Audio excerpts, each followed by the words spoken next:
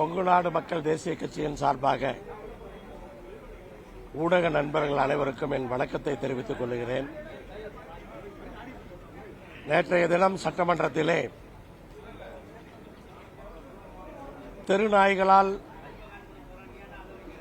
கடிக்கப்பட்டு ஆடுகளை இழந்திருக்கிற ஏழை விவசாயிகளுக்கு அவர்களுடைய வேதனையை புரிந்து கொண்டு தமிழ்நாட்டினுடைய முதலமைச்சர் அவர்கள் தெருநாய்களால் கடிக்கப்படுகிற ஆடுகளுக்கு இழப்பீடாக 6000 ரூபாயும்,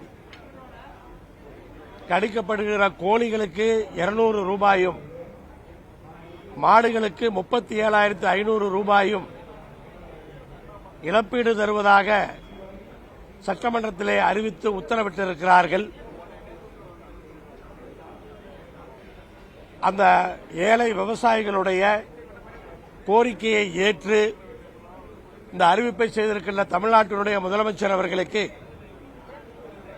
விவசாயிகளின் சார்பாக நன்றியை தெரிவித்துக் கொள்கிறோம். நேற்றைய தினம் காலையிலே முதலிலே ஊரக வளர்ச்சித்துறை அமைச்சர் அவர்கள் ஆடு ஒன்றுக்கு 4000 என்று அறிவித்தார். அது போதாதென்று எல்லோருக்கும் தெரியும்.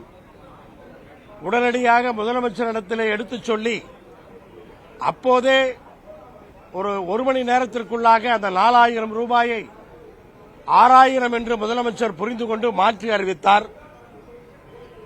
முழுமையாக ஆரம்பத்திலிருந்து இந்த இழப்பீடை பெறுவதற்கு துணையாக இருந்த தமிழ்நாடு வீட்டு வசதித்துறை அமைச்சர் அவர்களுக்கும் செய்தித்துறை அமைச்சர் அவர்களுக்கும் நெஞ்சார்ந்த நன்றியை தெரிவித்துக் கொள்ளுகின்றோம். முதலமைச்சருடைய அறிவுறுத்தலின் பேரிலே ஈரோடு நாடாளுமன்ற உறுப்பினர் திரு பிரகாஷ் அவர்கள் நேற்றைய தினம் நாடாளுமன்றத்திலே இந்த தெருநாய் பிரச்சினைக்கு தீர்வு காண்பதற்காக ஒன்றிய அரசினுடைய கவனத்தை நாடாளுமன்றத்திலே ஈர்த்திருக்கிறார்.